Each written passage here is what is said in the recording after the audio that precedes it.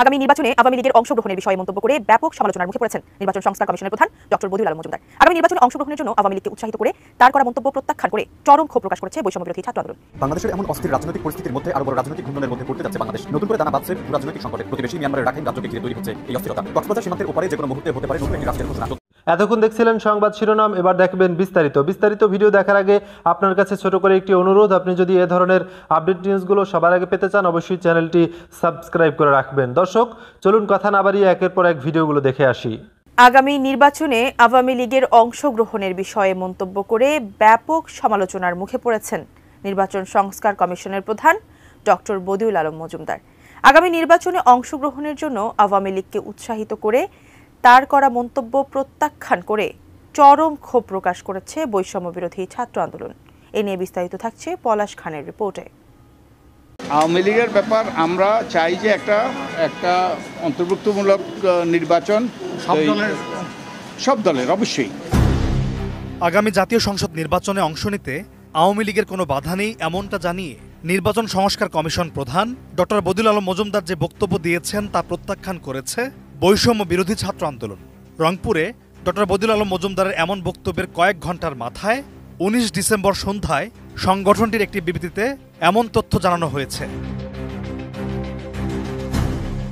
ওই বিবৃতিতে বলা হয়েছে, আওয়ামী লীগ বাংলাদেশে একাধিক গণহত্যার জন্য দায়ী গোষ্ঠী।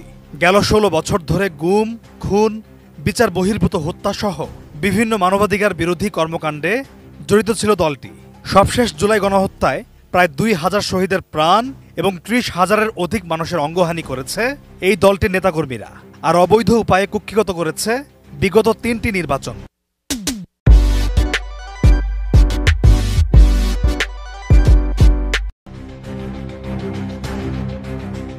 বিবৃতিতে আরও বলা হয়, যে দলটি বাংলাদেশের নির্বাচন ব্যবস্থাকে কলঙ্কিত করেছে তাদেরকে নির্বাচনে অংশগ্রহণের সুযোগ প্রদান জন আকাঙ্ক্ষার পরিপন্থী। বৈষম্য বিরোধী ছাত্র আন্দোলন যে কোনো রাজনৈতিক কর্মকাণ্ডে আওয়ামী লীগের অংশগ্রহণের বিপক্ষে অবস্থান করে। নির্বাচন সহ যে কোনো রাজনৈতিক কর্মকাণ্ডে আওয়ামী লীগ অংশগ্রহণ করলে জুলাই গণ অভ্যুত্থানের শহীদদের রক্তের অবমূল্যায়ন করা হবে। বদিউল আলম মজুমদারকে তার বক্তব্য প্রত্যাহার এবং আওয়ামী লীগকে নির্বাচনে অংশগ্রহণ করতে না দেওয়ার জন্য যথাযথ ব্যবস্থা নিতে আহ্বান জানানো হয়। 19 ডিসেম্বর দুপুরে রংপুর ডিসি অফিসের কনফারেন্স রুমে সাংবাদিকদের এক প্রশ্নের জবাবে বদিউল আলম মজুমদার বলেন, আগামী জাতীয় সংসদ নির্বাচনে আওয়ামী লীগের অংশগ্রহণ করতে কোনো বাধা নেই। দলটিকে নির্বাচনে আসতে কোনো রকম বাধা সৃষ্টি করা হয়েছে এমনটি দেখছেন না তিনি। আওয়ামী লীগ নির্বাচনে অংশগ্রহণ করতে পারবে কিনা এমন প্রশ্নের জবাবে তিনি বলেন, এ নিয়ে আমরাও আপনাদের মতো দেখার অপেক্ষায় আছি। আওয়ামী লীগের ব্যাপার আমরা চাই যে একটা অন্তর্ভুক্তমূলক নির্বাচন সব দলের অবশ্যই। যারা নির্বাচনের জন্য তারা প্রস্তুত হয়ে নির্বাচনে অংশগ্রহণ করতে পারবে এবং কোনো রকম বাধা বিপত্তি তাদেরকে দেওয়া হবে না, বাধার জন্য বাধা সৃষ্টি করা হবে না, সেরকম আমরা একটা নির্বাচন চাই এবং আমি আশা করি যে সব দলই এই নির্বাচনে অংশগ্রহণ করবে। এ সময় সাংবাদিকদের আরেক প্রশ্নের জবাবে বদিউল আলম মজুমদার বলেন, সব দলের অংশগ্রহণে আমরা অংশগ্রহণমূলক নির্বাচন চাই। যারা নির্বাচনের জন্য প্রস্তুত হয়ে ভোটে অংশগ্রহণ করতে পারবে, কোনো রকম বাধা বিপত্তি তাদের দেওয়া হবে না। সবাই নির্বাচনে অংশ নেবে বলেও প্রত্যাশা করেন তিনি। আমরা একটা অন্তর্বর্তীমূলক নির্বাচন চাই। সবাই যারাই নির্বাচন ওই যে অযোগ্য যদি না হয় তাহলে নির্বাচন করতে পারবে, সেই সুযোগ সবারই থাকা উচিত। আমার এ ব্যাপারে কোনো রকম বক্তব্য দেওয়ার এখতিয়ার নেই। আমরা চাই, আমরা সুপারিশ দেব যাতে নির্বাচনটা সুষ্ঠু হয়, নিরপেক্ষ হয়, অংশগ্রহণমূলক হয়।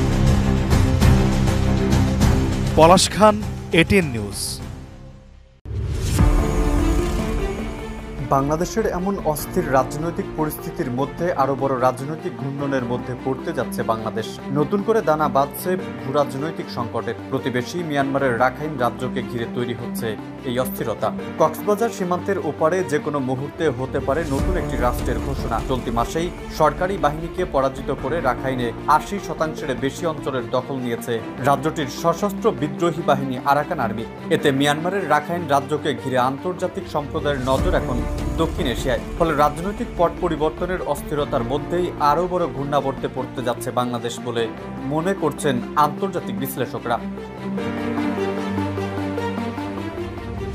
একটি সূত্র থেকে জানা গেছে, রাখাইনকে স্বাধীন রাষ্ট্র ঘোষণার সম্ভাবনাকে মাথায় রেখে আরাকান আর্মির সঙ্গে যোগাযোগ রাখতে শুরু করেছে ভারত, চীন এমনকি আমেরিকার মতো দেশগুলো।